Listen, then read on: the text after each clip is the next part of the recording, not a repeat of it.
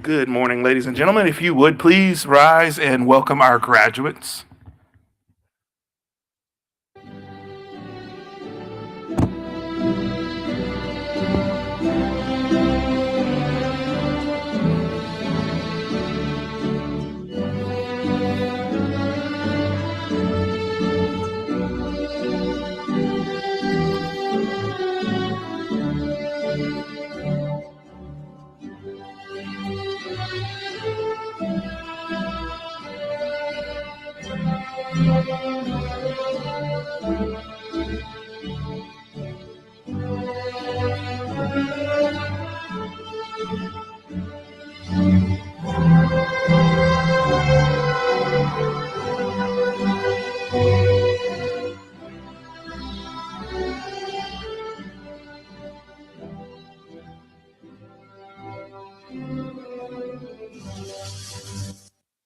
As you are standing, if you would please, gentlemen, please remove your hats and let's all recite the Pledge of Allegiance together.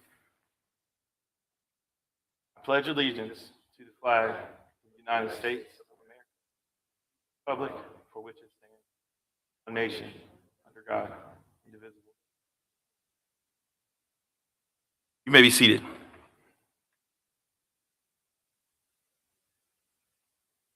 Welcome to ATDM, the new front line for America's defense manufacturing industry. ATDM stands for Accelerated Training in Defense Manufacturing, and we can take you from zero to career in just 4 months. Do you love working with your hands and working with metal? Then welding might be right for you. Woodworking to inspect and measure parts to ensure quality and safety sound rewarding? Then quality control inspection, also known as metrology, may be the perfect fit for you. Does working in our state-of-the-art CNC machining lab sound exciting? Or you could lean into the technology of the future in our additive manufacturing lab. If you're someone who likes analyzing results and problem solving, then non-destructive testing could be the perfect fit for you. What makes our program so special is not just the quality of the facilities and the instructors, it is the speed to career.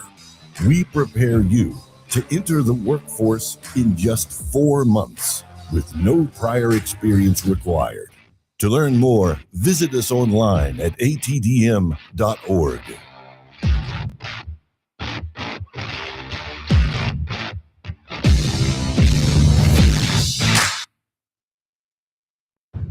There are giants among us. They are the men and women building our Navy's next generation submarines. They are giants in what they do because they work in a place where they can grow, where they can learn the skills to build careers as powerful as the beasts they forge. We build giants because it takes one to build one. Again, good morning. My name is Telly Tucker. I have the privilege and honor of serving as the president here at the Institute for Advanced Learning and Research in Danville, Virginia. Welcome to family and friends. Certainly welcome to our small but mighty of indestructible, non-destructive testing graduates today. We are so thrilled for you in this major accomplishment that you put in, that we're acknowledging today. You've put in an incredible amount of work over the last 16 plus weeks.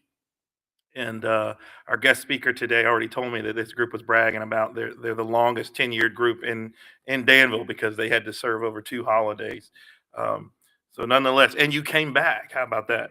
Even after Thanksgiving and Christmas. So um, it's a privilege to be in this space. A lot of people will ask, "What is the institute?" Um, we drive by, maybe we see the building. Some of you maybe never been here before. What's it all about? What's the purpose? Well, we're a 23-year-old, going on 24-year-old organization, what we call a political subdivision in the Commonwealth. And it was created around the mission of catalyzing economic transformation. Why? Because this region's history is steeped in manufacturing. It has a long legacy of industries and people who embrace blue collar work ethic, and we're used to working in manufacturing environments 24 hours, 3 shifts, 7 days a week. It's in the DNA of the people from this region. But over time, many of those legacy industries like tobacco, textile, and furniture manufacturing all went to other environments. They went to lower labor cost markets. So this region, some 25 years ago, decided that they were going to reinvest in the future of manufacturing, in anticipation of manufacturing making a comeback in this country. And so we started investing in training programs, even as early as middle school, where 11 and 12 and 13-year-olds are doing AR and VR welding, and they have tabletop CNCs and 3D printers right in their classrooms through a program called GoTech. We further invested in high schools where students in Pennsylvania County and the city of Danville have access to world-class training equipment, very similar to what we see in the ATDM program today. And further investment was made on this campus here at the Institute for Advanced Learning and Research. Some $80 million of local money was invested over 10 to 15 years before we ever started working with the Navy and the U.S. Department of War now. So I think the commitment of this region's leadership to workforce and to training was a strategy that was built around recruiting new industry and bringing industry back to this place and reviving it once again to its earlier glory. Well, in the process of doing that, that got the attention of the United States Navy, and they said all of the industrial companies that are part of the defense industrial base, they need workers. They need manufacturing workers, skilled tradespeople. As a matter of fact, they estimate some 150,000, and that number keeps growing over the next 10 years, workers. And so our goal is to graduate and train 1,000 workers a year here. We're well on our way to that. And this group, even though it's a small group today, they're very much a part of us realizing that mission. So thank you for each of you and the commitment that you've invested in yourselves and also in supporting the Defense Industrial Base and ultimately our warfighter who's on the front line. We couldn't do what we do here without partnerships, and so there are a few names that I want to call today to recognize because we certainly don't do this alone. I've already mentioned the United States Navy and the Industrial Base Analysis and Sustainment Office, which falls under the Office of the Secretary of War. They are partners, but even closer to home, we have some local partners that I would like to recognize because this facility that we sit in, this entire industrial park, is locally owned by both the city of Danville and Pennsylvania County, and they are a partner in helping us execute the programs that are here on our campus. So today we have with us Mr. Vic Ingram, who is on the Board of Supervisors for Pennsylvania County. Thank you, sir, for being here. We also have Mr. Darrell Dalton here today, who's on the Board of Supervisors of Pennsylvania County. Sir, thank you for being here. And our neighbors on the other side of the city of Danville to our west, we have a number of folks here from Patrick County. Mr. Michael McGinnis is here again today, and with him is Sandra Stone and Glenda Morse. Thank you all for being here as well and your continued partnership. It's my pleasure now to turn over our program to our Executive Vice President for Manufacturing Advancement. This gentleman oversees all of our manufacturing programs here on our campus. Let's welcome Mr. Jason Wells.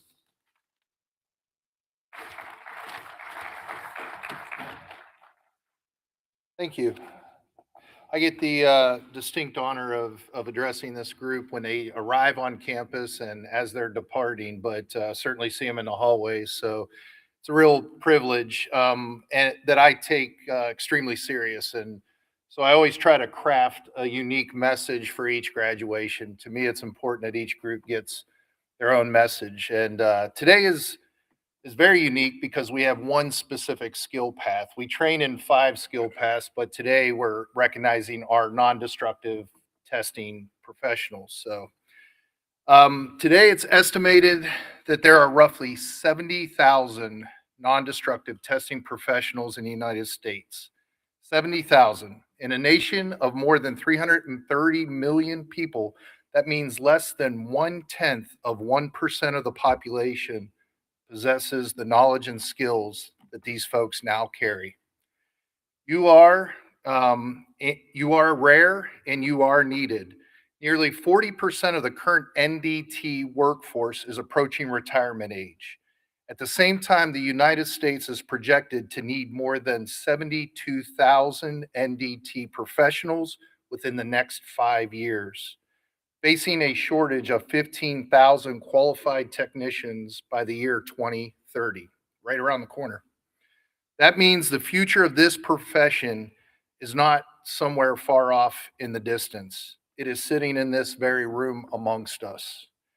Because NDT sits quietly beneath nearly every critical industry in the country: defense, aerospace, energy, nuclear, infrastructure, transportation, all relies on NDT. As our nation renews bridges, expands defense manufacturing, revitalizes our nuclear capability, and pushes further into space and sea exploration, the safety, the readiness, and reliability of those systems will depend on these people. No pressure.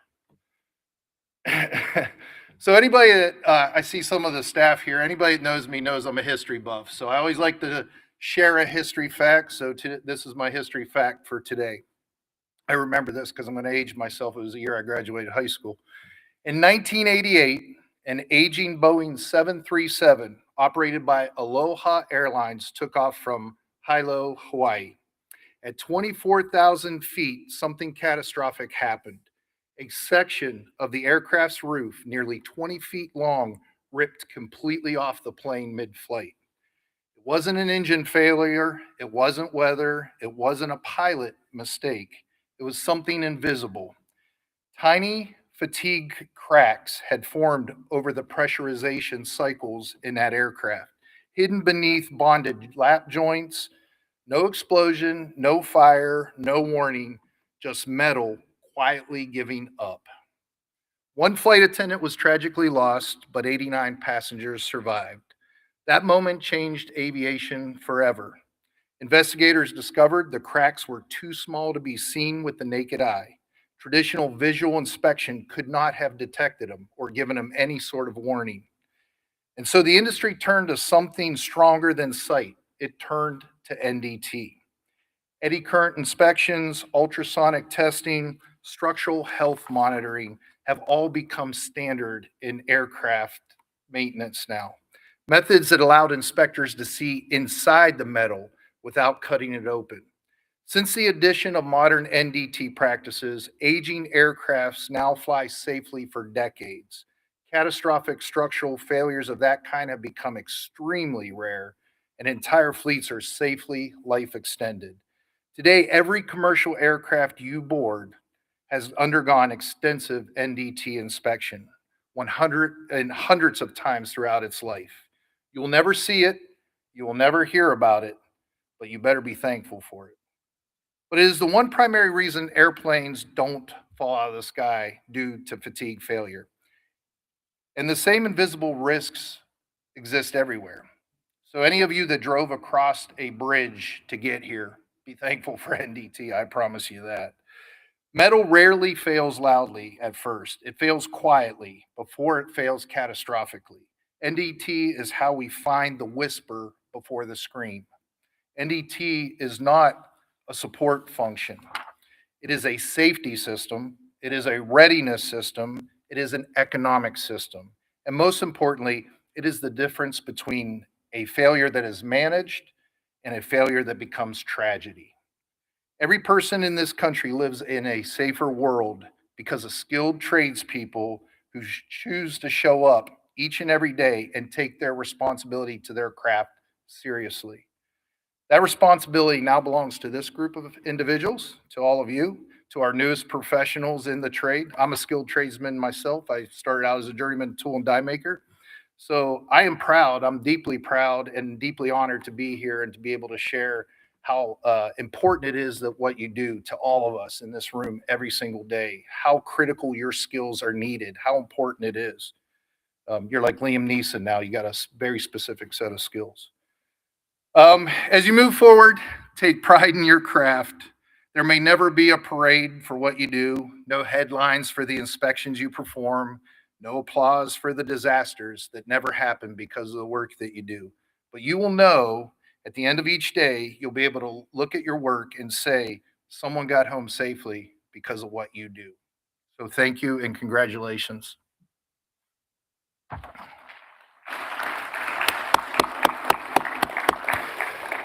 So now I have the honor of introducing to you our guest speaker, Roger Camp. Roger Camp is the Senior Director for Business Development for the Naval Programs at Hanwha Defense USA. This is a large part of his role is supporting Hanwha Philly Shipyard.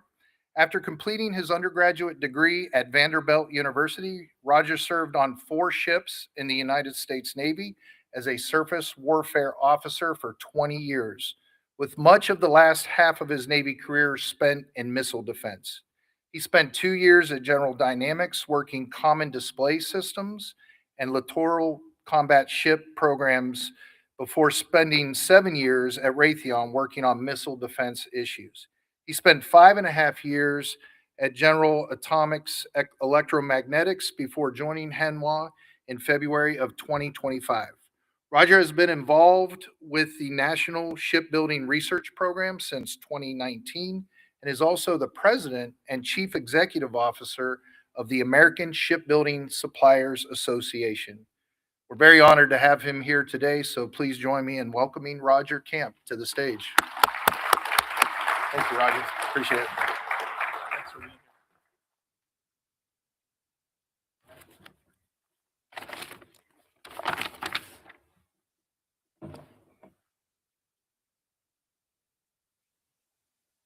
All right, we are going to start out with some audience participation. Who is from Virginia here? I think we got at least 3 grads. All right, awesome. I'm Virginian these days. How about, do we have anybody from adjacent states? Maybe Kentucky, Maryland, I'll even call Pennsylvania. All right, great. And family can play in this game too, and faculty, sure. So how about, I know we got at least 1 Massachusetts grad. So anybody from Massachusetts here? He told me his kids had to stay home in school, so they couldn't come to the ceremony. And then do we have anybody like Arizona, California? All right, awesome. So it's a little bit of a trip to get here. And I'm sure if any of the family came from those distances, you might have said, Danville's kind of a long way. Well, let me tell you, in 1728, William Byrd II, the English explorer that set out to find this area, map this area, said the same thing. His job was to map the line that runs about 2.5 miles south of here. It is the line that divides Virginia from North Carolina. And so he started out at the Atlantic and worked his way all the way over to the end of the line. When he stopped here, he named the Dan River. And he chose the name Dan from an ancient Hebrew piece of history. There was a phrase from Dan to Beersheba, and it meant across the entire nation of Israel, from Dan in the north to Beersheba in the south, the entire span of the country. It meant this is a long distance. So even in 1728, a dude thought this was a long way to get to. But Dan to Beersheba also means something else. For the people of that nation, when they called out from Dan to Beersheba, it means we need everybody. Dan to Beersheba is a whole of nation effort. And so here in Danville, which of course is named for the Dan River, we are engaged in a whole of nation effort. Telly and Jason and the faculty and staff here are engaged in an effort that you are part of to help our nation build ships, and not just ships. I think we have somebody going to SpaceX, so spacecraft as well. So we are embarked on something that requires effort from all. So that is what we are here to talk about a bit today. Let's skip forward a bit. So first off, if you're an American, happy birthday. It's our 250th birthday. I'm gonna tell a few stories from our history. Jason used 1988. I'm gonna go way back to 1781. So before I do that, let me drop and break this thing. Let me thank a few folks. First off, I would like to thank the graduates that are here in front of us. It's why we're here. So about 5 months ago, you guys all had to make, well, you made the decision before then, but you had to act on your decision and come here. For a lot of you, I'm assuming this was out of your comfort zone. You lived in an apartment away from your family. Some of you left kids at home. Some of you left parents, loved ones at home. And you came here and you sacrificed because you wanted to be part of something important. You wanted to improve yourselves and help improve the nation. So thank you very much. We need you. Second, I would like to thank the faculty and staff. William Byrd did say that the Dan River Valley was like the Garden of Eden. So I realize part of the reason you come work at the Institute is because it's a great place to live. But quite frankly, you don't just come to Danville to teach NDT or welding or any of the other tracks just because you're looking for a job with money. You come here because as an instructor, as faculty, you care about making sure that your fellow Americans get the best jobs possible, the best skill sets to get into those jobs. And you care about the mission of this nation, this maritime nation, to get out and build the best ships possible. So thank you, faculty and staff. And then third, we have, I don't know if any employers are here today, but obviously every one of our graduates today is walking out of here going into a great job. So for the employers that may or may not be here, thank you for the trust in these men and women that are going to do great things for their companies. So my own company, Hanwha, we have employed several ATDM graduates up in our shipyard in Philly. Newport News Shipbuilding, which is not that far, I guess basically that way. And I think Austal, and I mentioned SpaceX already. I know, and I'm sorry, you told me where you're headed, but I forgot.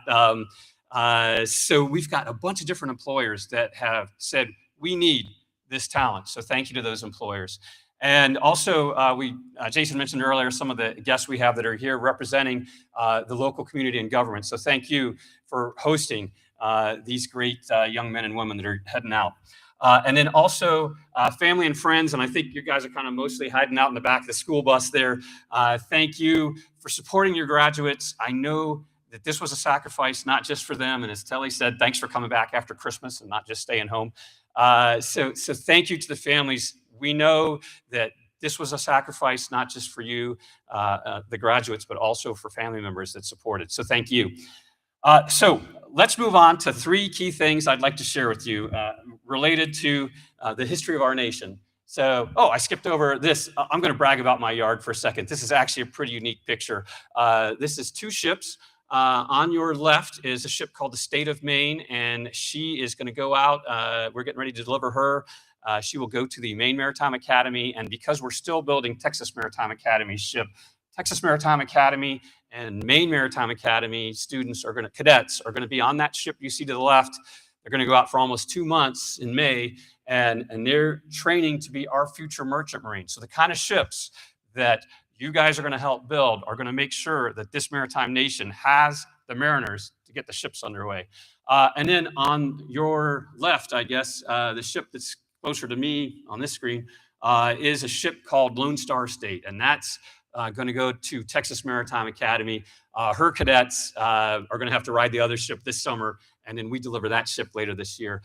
This is the only time ever I've seen two of these ships of this class in the river at the same time, so this is a pretty unique photo for me. Okay, so let me take you back in history. Again, happy birthday, 250 years. Let's go back to 1781, and we're going to go to the Battle of Cowpens, which is the upper left, and there's a guy, General Daniel Morgan. He's fighting the British. He knows the British think that we're pretty dumb. He knows that he thinks we're not well trained, we're not well armed. Quite frankly, it's pretty true.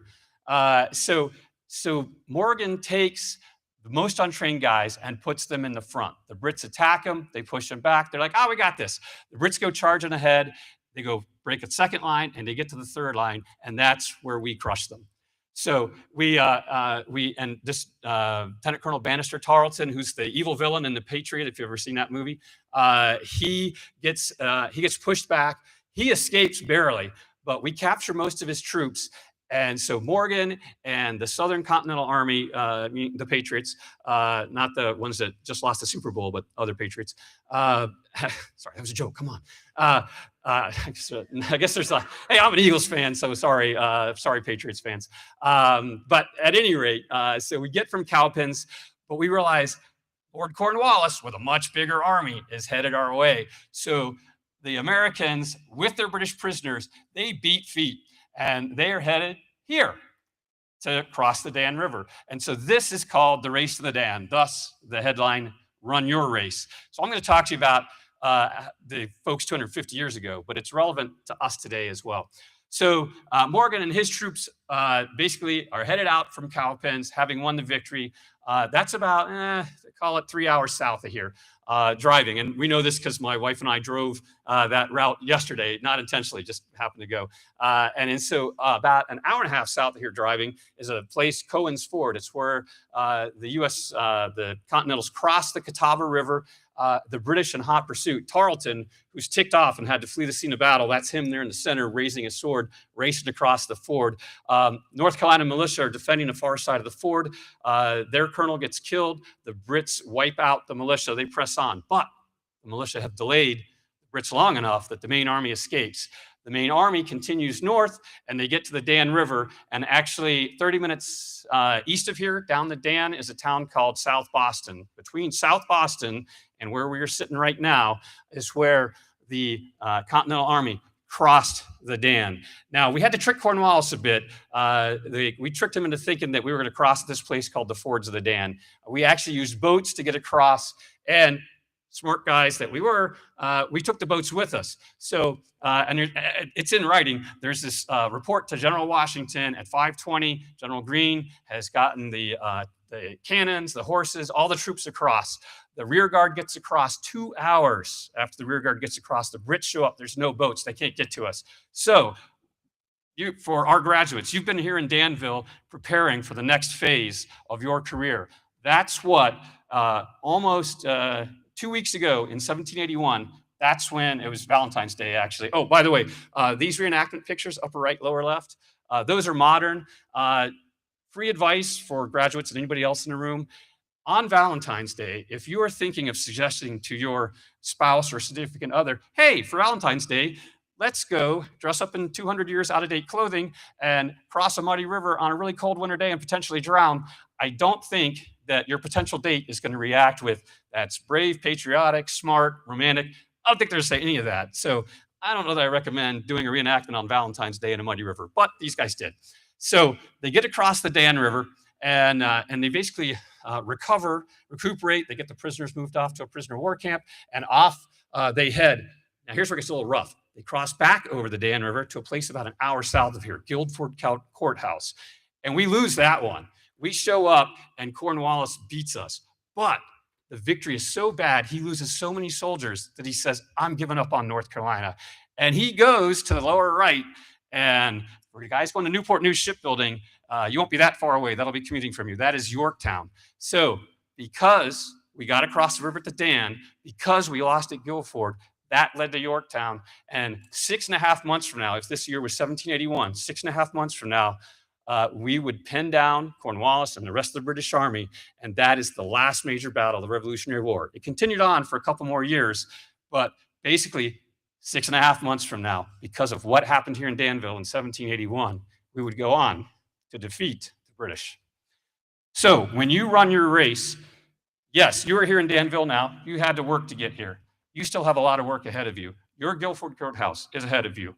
Your Yorktown is ahead of you. But those are great opportunities. So run your race. Second, you alone. All of us are accountable for our actions. I want to tell you a story about a guy named Bernardo de Galvez. He's the most famous Latino hero of the American Revolution. So he was a Spanish officer, general, very young. He was in his 20s. Frankly, he ticked off a lot of people. There's plenty of written accounts of folks that were older than him that hated him because he was a general and they weren't.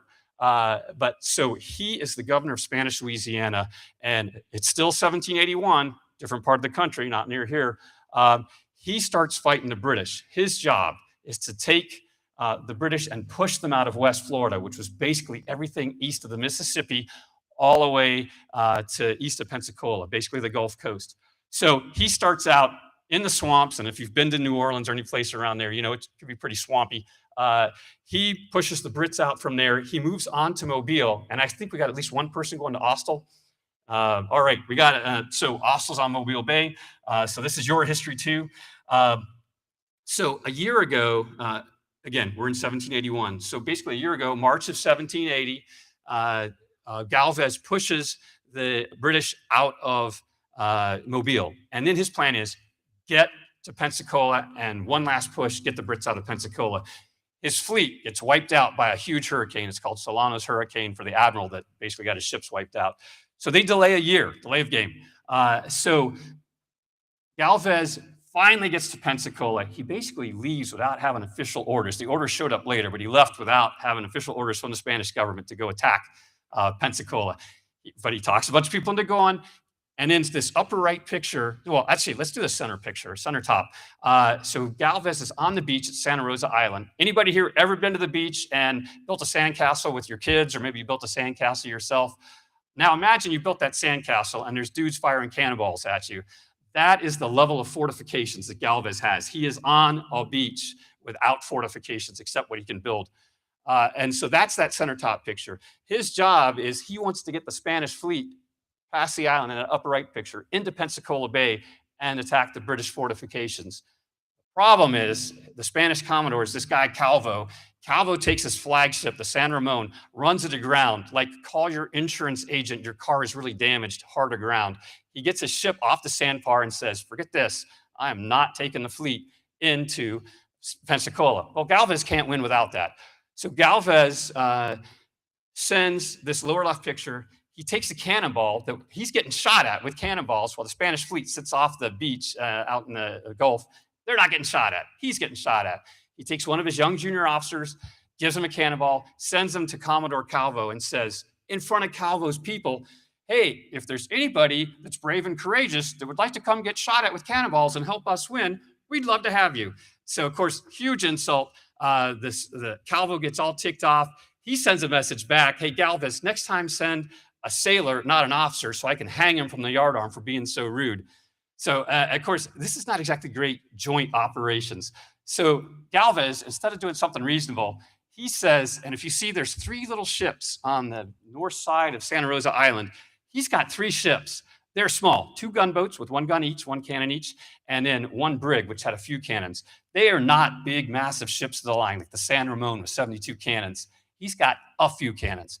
So to insult the fleet, he runs up the flag of the fleet commander and basically says, because you guys are cowards, I'm going to go in myself. I, the Army General, am going to take my 3 little ships and I'm going to go against the British, and then sends that message back. Calvo gets ticked off. He's like, forget it, I'm out. He goes back to Cuba. The fleet commander goes back to Cuba.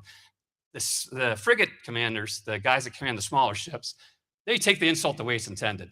They said, we can't let this guy have all the glory by himself. We got to get in on this. So the Spanish fleet sails in, and that's this middle bottom picture. The fleet gets inside past Santa Rosa Island. Guess what? They're all smaller than the San Ramon. None of them go aground.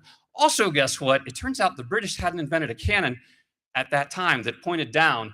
They sail under the cannons, and so they don't get shot at all. So what they were worried about getting destroyed didn't happen. They get in, and then we get to this lower right picture. This is about 6 weeks later.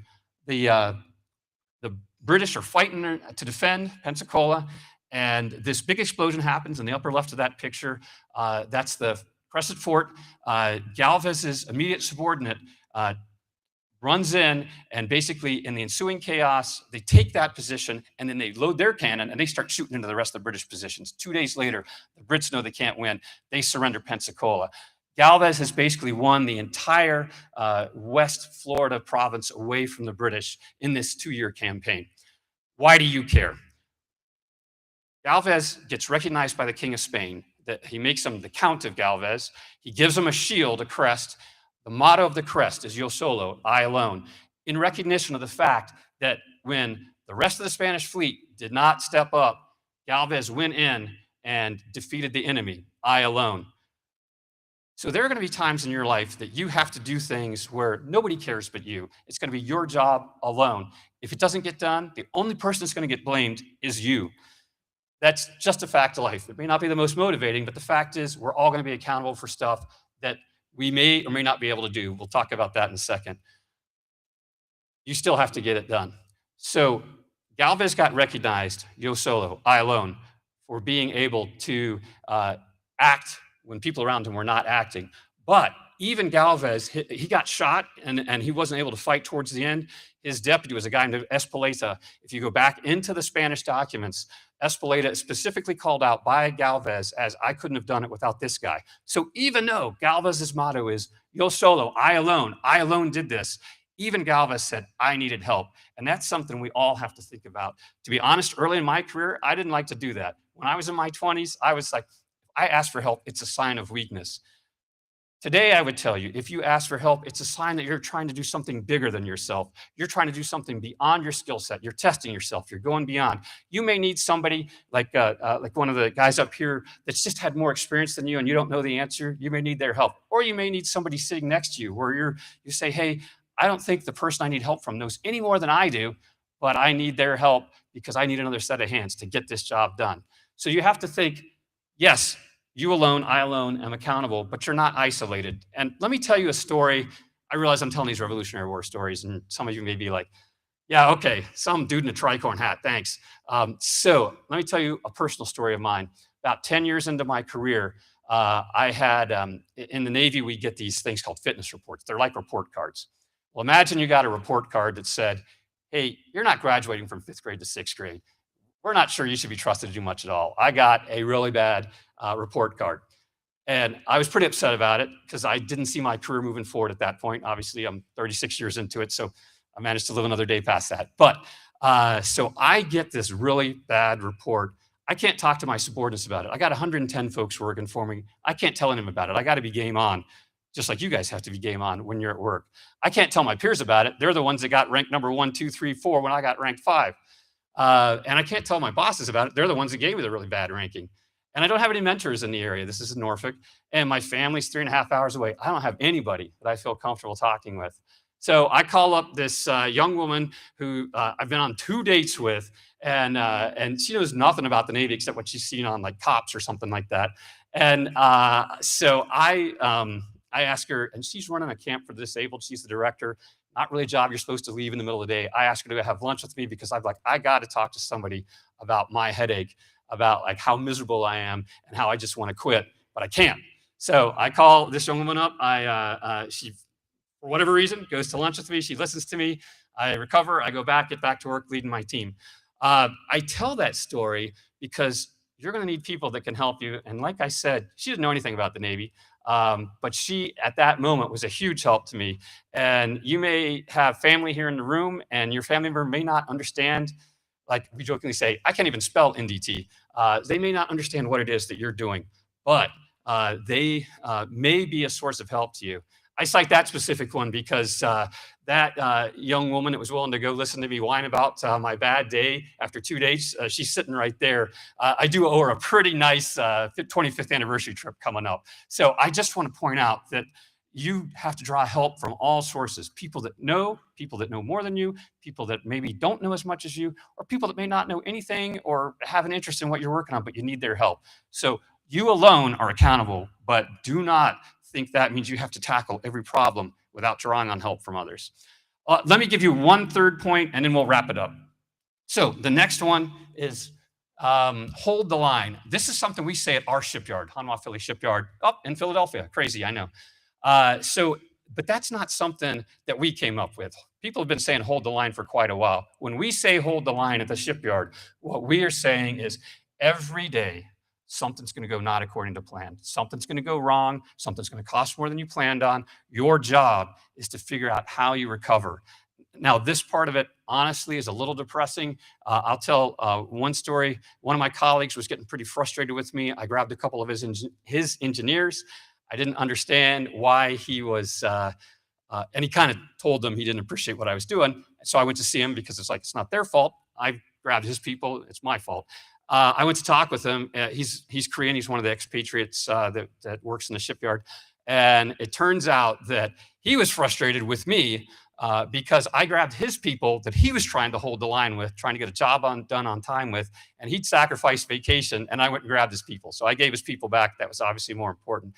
Understand, for him, hold the line meant he sent his family back to Korea for 2 weeks, and he stayed to make sure we got that ship in the lower right out on time. So hold the line isn't always fun. It's a nice quote. Sometimes it can be painful, honestly. Let me tell you some stories from the Korean War. So we are celebrating celebrating is a wrong word, commemorating the 75th anniversary of the Korean War. It started in 1950. So lower left, this is Dry Dock 5 in Hanwha, well, at the time, Philadelphia Naval Shipyard. That is the commissioning ceremony of USS Valley Forge, one of 2 aircraft carriers we built. So that ship gets commissioned 80 years ago, almost 81 now. 75 years ago, upper left picture. She is in what the Koreans call the West Sea. It's the Yellow Sea between Japan and China. And she's doing flight operations supporting the Korean War. Now, the Korean War got going because North Korea went into South. North Korea was not a democratic country. The Republic of Korea is a democratic country. And they were pushing South. So UN forces, mostly US and Korean, were fighting this war to restore liberty and freedom to the people of the Republic of Korea. So, so this upper left picture, flight operations going on in July 1950. Upper right picture, there's some Army soldiers shooting artillery pieces. They're defending something called the Busan perimeter. Back then we pronounced it Pusan, little change of pronunciation, Busan, Pusan. Those guys are defending the final line. They are holding the line. The North Koreans have pressed south, and if you think about Korea being like kind of a big shoebox, the bottom right corner of the shoebox is all that is left. North Korea's taken the rest of the peninsula. So unfortunately, I'm clutching on the date, but in August, the perimeter's about to fall. There's this place, Pohang Airfield. The North Koreans are punching through the airfield. The line is not holding. The UN forces are going to have to fall back. There's basically three choices. Hold the line, fall back into the ocean and drown, or just die. So Valley Forge gets diverted along with other ships, but Philly-built Valley Forge races south. She takes all of her aircraft from the missions they were doing, and she 5 hours later redirects them to the Busan perimeter. And that is the day that we turn the tide, that we hold the line, that the UN forces, mostly US and Korean, turn the tide and push back. And that is the closest the North Koreans will ever get to pushing democracy out of the Korean Peninsula. So flash forward, that is 1950. And actually, let's go to October 15th, 1950. That center picture. Not a great picture of a guy. I know if you were taking a selfie to post on Instagram, you wouldn't want that picture of you. This is the last picture we have of a young Second Lieutenant Baldomero Lopez, United States Marine Corps. This is the Incheon landings. He goes up over the wall. Valley Forge is there. A bunch of ships built by the shipyards that you guys are going to have ships at this landing. We land Marines at Incheon. They go over the seawall. Lopez in front. Marines behind him. They go over. A few minutes later, he sees a live grenade. He throws himself on it. He earns the Medal of Honor because he held the line. He killed himself, earning the Medal of Honor and saving the lives of all those Marines. So because these shipbuilders, no lower left, held the line 80 years ago, these sailors and airmen, upper left, held the line 75 years ago. Those Army soldiers, upper right, held the line 75 years ago. Those Marines, 75 years ago, held the line, means that we get to that lower right picture back in Philly Dry Dock 5. This is State of Maine, heading out in a few months to train 700 some cadets. In that picture, you see our crane, but you also see the president of South Korea. The only reason he is in that picture is because of the work that shipbuilders, that all these military members did to support democracy, not only our own, but the democracy of an allied nation. It's the only reason that we have that picture in the lower right. So hold the line is vital for shipbuilders. Please remember that. Let's go ahead and wrap it up. I realize I think I ran a little over, sorry. Again, shipbuilding is your heritage. 250 years ago, actually even more than that, we've been building great ships in America. This is your heritage. This is your story now, not just some dude in a tricorn hat. From our shipyard in Philly, that's our apprentice school, upper right. They did a cool welding project where they welded a little ship.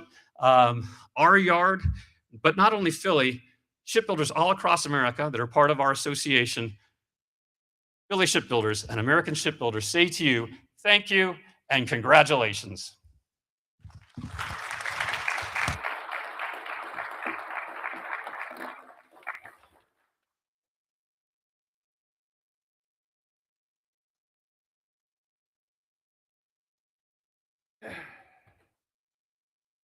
Thank you, sir. Someone must have tipped you off. I'm a history buff, so I enjoyed that. Thank you very much. So today we have the privilege of recognizing a graduate who represents not only technical excellence, but the very spirit of what this community stands for. Sade Washington distinguished herself not just by mastering the discipline of non-destructive testing, but by the way she showed up for others along the journey. She became someone her peers could count on, stepping in to support classmates through practical exams, offering guidance during job searches and interview preparation, and helping lead study groups to ensure no one was left behind. Her commitment extended beyond her own cohort. Sade volunteered in service to the broader community and even helped a student from another class secure employment, a reflection of a mindset rooted not in individual success, but in collective advancement. Her decision to pursue NDT through ATDM was a bold leap that expanded an already impressive career.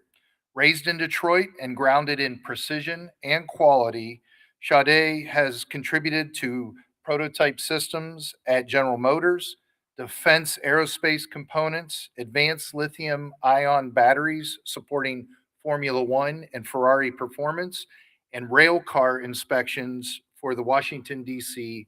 metro system.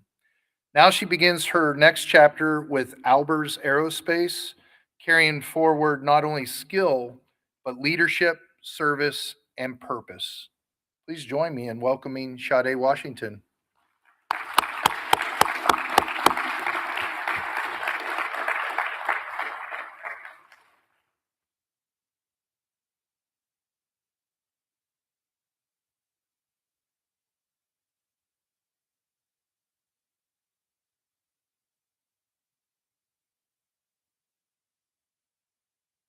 Good morning, everyone. Good morning, everyone. To the leadership team of the Institute of Advanced Learning and Research, instructors, staff of the Accelerated Training in Defense Manufacturing, guests, family, and most importantly, my classmates, my brothers and sisters in this journey.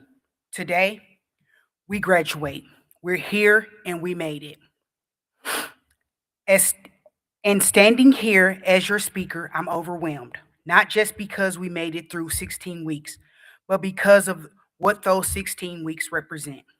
They represent resilience, rebuilding, risk, and reward. Let me begin by sharing where I was before ATDM. Last year, I lost my grandmother, the woman who raised and shaped me. And shortly after losing her, I lost my job. Grief and unemployment at the same time will test you. Life felt uncertain. I was in a dark place. I was overwhelmed. Who was I without the woman who made me? How do I provide for myself and my family? What's next? What's next? A heavy question with answers I either didn't like or couldn't imagine. My wife, Tanisha, carried us during this season, supporting us and supporting me in every possible way. She signed me up for a job board called buildsubmarines.com. And while creating my profile, a question popped up on that screen. Would you be willing to further your education or receive training to advance your career? Clicking yes was an answer that changed the course of my life, quickly and drastically. Soon after, I started receiving emails about ATDM. I was skeptical at first. I thought, this can't be real. Housing, training, direct pipelines to major defense companies. What's the catch? No catch, actually, just opportunity. The yes didn't just teach me non destructive testing. The yes to ATDM, to returning to school at this big age, transformed my confidence. I came to ATDM as an automotive manufacturing worker in my 20s and 30s. I knew how to work hard, I knew how to show up, but I didn't know my full potential beyond punching the clock. ATDM expanded my skill set and my vision for what could be next. This program put me in rooms and interviews with companies I never imagined would even know my name. This kid from the east side of Detroit is now before companies that power aircraft, submarines, and national defense systems. Companies that protect and serve this country, answering what's next within hundreds of an inch. And I'm pleased to say I've accepted an offer with Albers Aerospace in Baltimore, Maryland, a company that produces mission critical components supporting military and aerospace defense operations around the world. From Detroit auto worker on an assembly line to defense manufacturing professional, That's transformation. That only comes from yes. But what I will cherish most isn't just the offers. I will cherish what saying yes to Danville gave me in this season. It's volunteering at food drives and community giveaways with Dr. Thomas, seeing myself and people and families we served. It's crowding in our apartments for study groups with more snacks and shared stories than seats. It's watching the Christmas parade from my bedroom window and feeling connected to a town that I couldn't find on a map 6 months ago. It's rediscovering joy and playing in the snow with Morgan. Sweet, quiet, and brilliant. Brilliant. It's Scarlett and me becoming so close that our instructor, Ladon, who we lovingly call Grandpa, says we're like sisters. It's our instructor, Phil, challenging us every single day between exams and practicals, teaching us to challenge ourselves in each other. It's navigating this town and this phase of our life together. Now I want to speak directly to those who haven't landed a job yet. Please hear me. Your offer letter does not determine your worth. Your timeline does not determine your destiny. My grandmother used to tell me, and all you're doing, do your best. That's it. Not be perfect, not be the fastest, not compare your journey to anybody else. Just do your best. 25H, raise your hand if in the last 16 weeks you've shown up, studied, practiced, struggled, crashed out, did your worst, and then did your best. Then your opportunity is already in motion. Your yes is still yesing. Don't lose faith in the process because it didn't move at your speed. What's next for me is stepping into the defense manufacturing industry with pride, not just a worker, but someone who understands the responsibility, values, the precision in the preparedness it takes to make impact. We are not just making parts, we are building aircrafts, powering submarines, supporting military bases, strengthening infrastructure that keeps this country running. That's not small, that's legacy work. That's what's next. So, as we leave here, I want us to remember something our instructor Chris loves to say, quoting Deion Sanders. Say it with me, 25H. Maintain the main thing. The main thing is discipline. The main thing is integrity. The main thing is showing up even when life gets heavy. The main thing is doing your best every time. Class of 25H of ATDM, we came here uncertain, we leave here skilled. We came here strangers, and we leave here family. Maintain the main thing, and in all you're doing, do your best.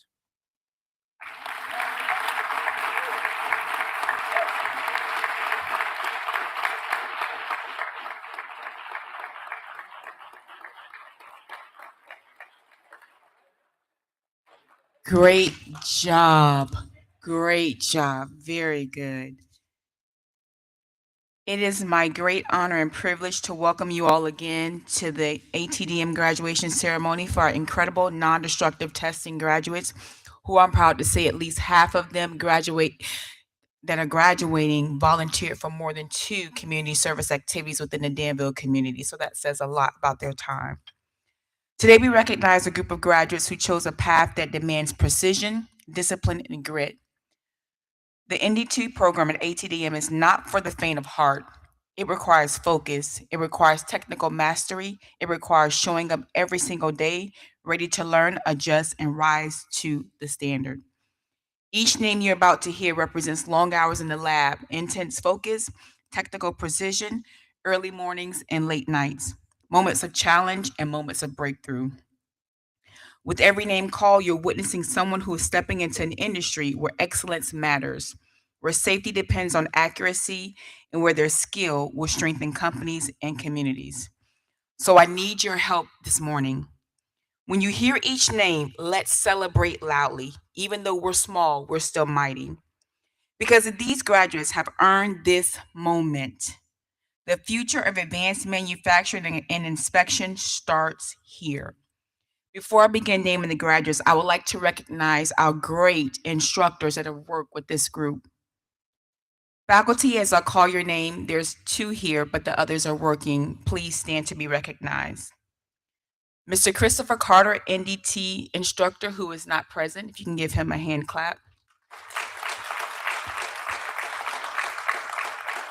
Mr. Philip Bowers, NDT instructor.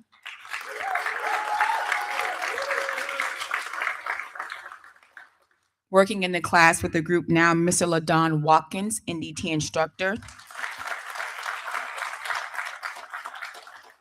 Miss Lori Kelly in the class as well, currently NDT instructor. And technician, Mr. Nathaniel Gillespie.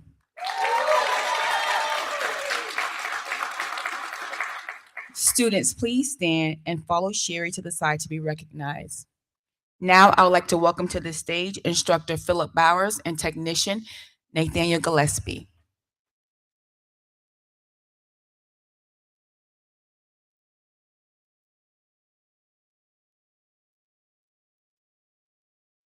Again, as I call your names, because we are a small group, please let's give a huge shout and applause for this great group of students.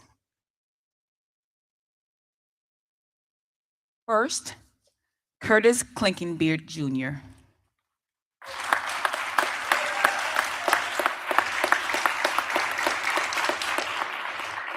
Clifton Dingle.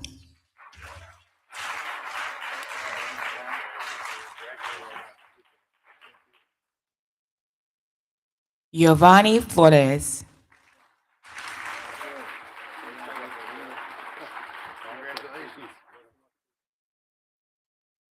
Gabriel Jenner.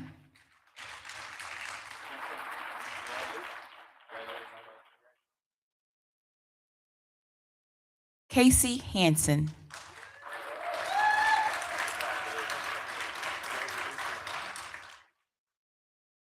Ryan Jumawan.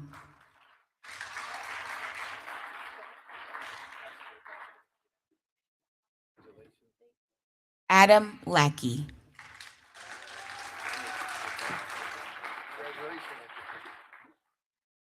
Brandon Lee.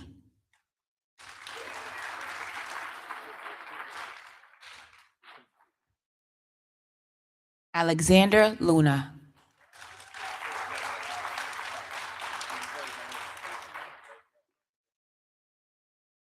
Nicholas Martin.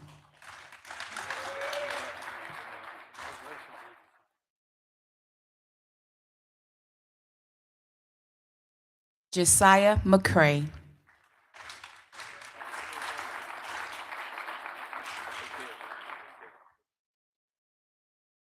Anthony Napoli.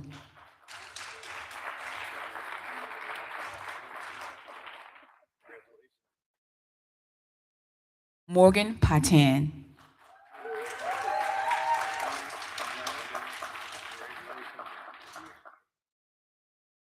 Scarlett Reynolds.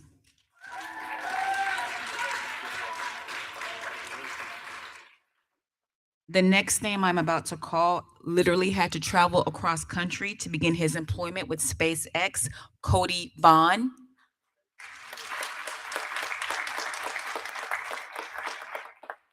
Sade Washington.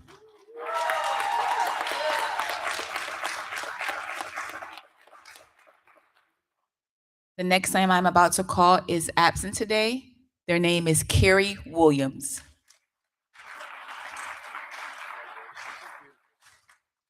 And last, but certainly not least, Ian Woodsinger.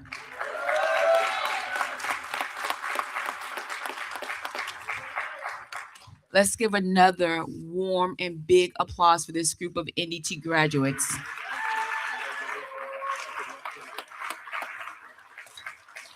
At this time, I'd like to welcome Mr. Telly Tucker, the president of IALR, for last closing remarks. Again, congratulations to our graduates today. It's a new beginning for you. And while this is a major accomplishment, it is the next stage and the new beginning for your next career. Hopefully this will be transformational to you and your families as well. One of my friends and mentors said to me once, your proximity to the fight does not equate to your importance to the fight. So the work that you do may indeed save someone's life that's very close to you, maybe a friend, a family member, who knows, a child or even a grandchild one day. So keep that in mind. Um, we thank all of the parents, friends, family that have loved ones that have come here to support you today and for the sacrifice they've made over the last 16 weeks as well. And I think that my last mission is to make sure that each of you come to the stage once we finish the ceremony for a group picture. Families, you will have an opportunity to take pictures after we take the one group picture. So on behalf of the Board of Trustees for the Institute for Advanced Learning and Research here in Danville, Virginia, it's my pleasure to officially declare you graduates of the Accelerated Training and Defense Manufacturing Program. Let's give them applause.